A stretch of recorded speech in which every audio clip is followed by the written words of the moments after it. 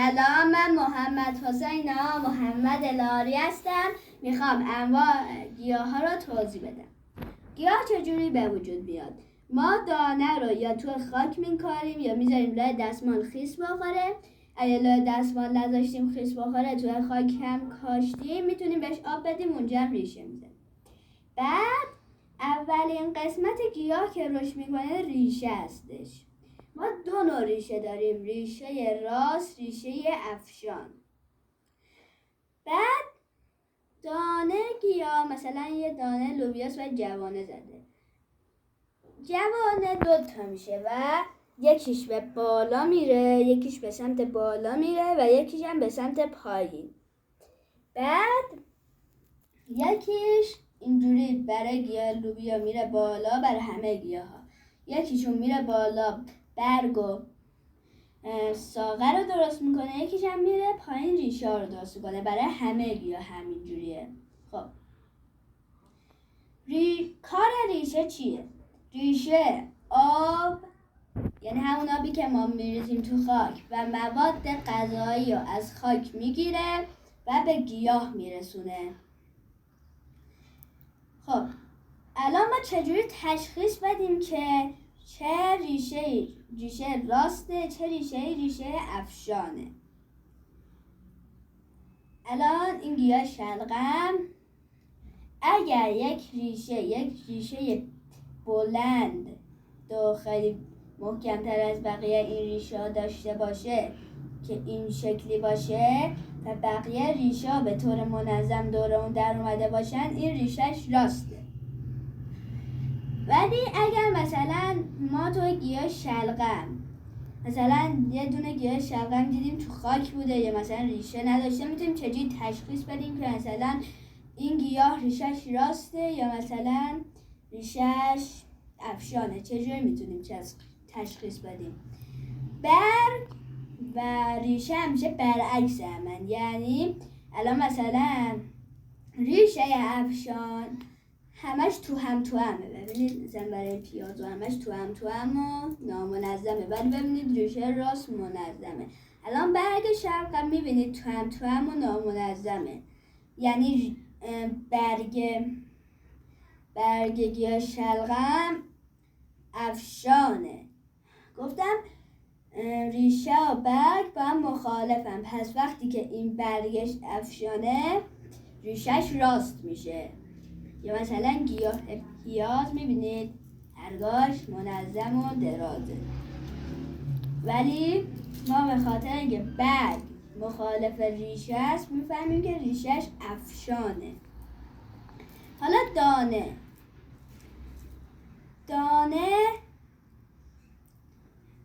تو میوه همیشه وجود دارن. دانه رو ما تو خاک میکنیم و ازش گیاه به وجود بیاد.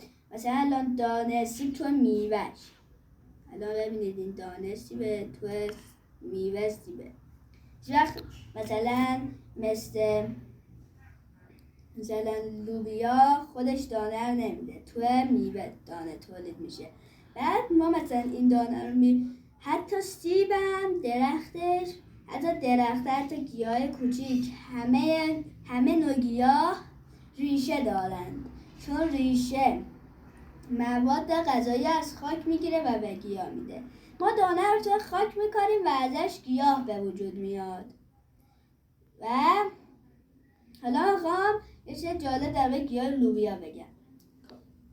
گیاه لوبیا تا وقتی که پخته نشه میشه اونو کاشت، ولی مثلا وقتی که الان این گیاه لوبیا در خاک نیست، الان اینا رشد کردن ولی تو خاک نیستن، یعنی مواد غذایی خاک به اینا نمیرسه، اینا چجوری میتونن رشد کنن؟ این همون دانه لوبیاییه که ما کاشتیم اومده بالا، این اومده بالا. خب حالا من یکم واضح تر و نشونش بدم، روی این کوچیکا نشونش بدم. این الان رشد کرده، یکم ریش شد.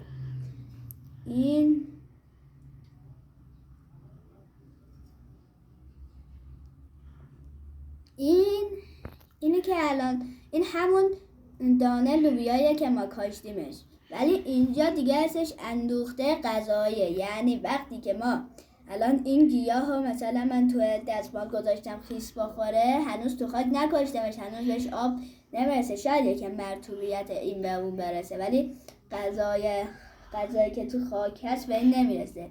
این اندوخته غذایی مثلا عین یه انبار غذا برای میمونه برای یک مدت غذای مورد نیاز و مواد مورد نیاز اینو تامین میکنه.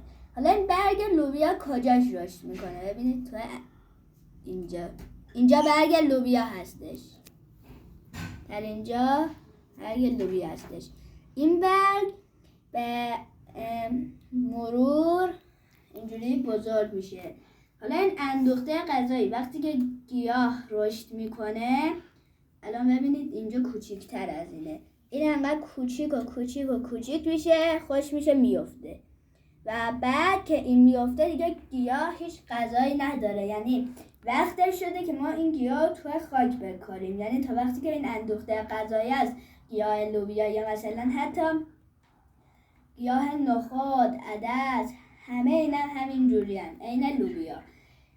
تا وقتی که این اندوخته غذایی یا لوبیا داره میتونه مثلا با بدون خاک زندگی کنه. الان مثلا اندوخته غذایی این بزرگتره، پس این یعنی کوچکتر از این یکی گیاهه، چون اندوخته غذایش بزرگتره، هنوز این توش غذا داره، ولی این داره هی خشک و کوچکتر میشه بیفته. خب الان میخوام درباره برگا بگم. برگ چیست؟ برگ عین کارخونه یا آشپزخونه غذاسازی گیاه میمونه. یعنی این اندوخته غذایی قبل از اینکه برگ به وجود بیاد یا بره گیاه تو خاک یا بهش آب بدیم، این غذای گیاه تامین میکنه. خب برگ کارخانه جز خاک و آب، کارخانه گیاه یا کارخانه غذاسازی دیگه هم داره که اسمش برگه، که برگ دی اکسید کربن و نور خورشید رو به خودش میگیره و برای گیاه غذا تولید میکنه. حالا ساقم یه کار مهم داره. ساق توش یه لوله داره، مثلا نیه تو گیاه یاس راحت میشه اونو در آورد، اون لوله رو.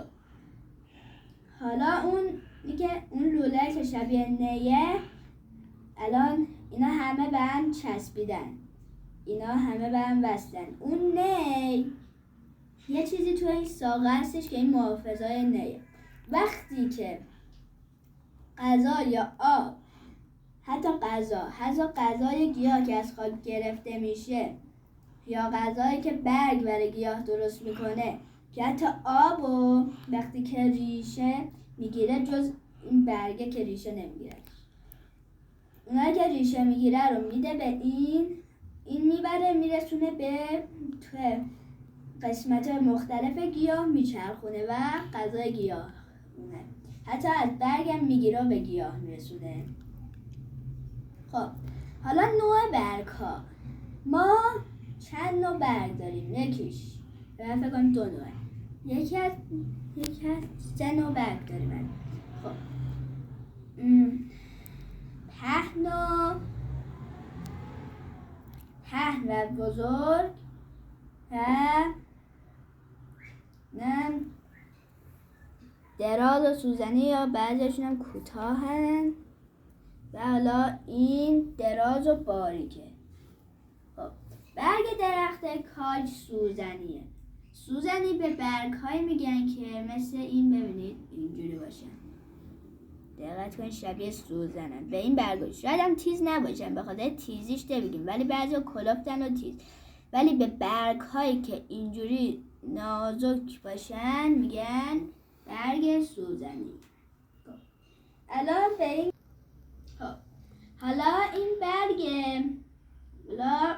این گلدون برگ پهن و برگ این گیاه هم که هنوز خودش ریشه بدنه دراز و باریکه.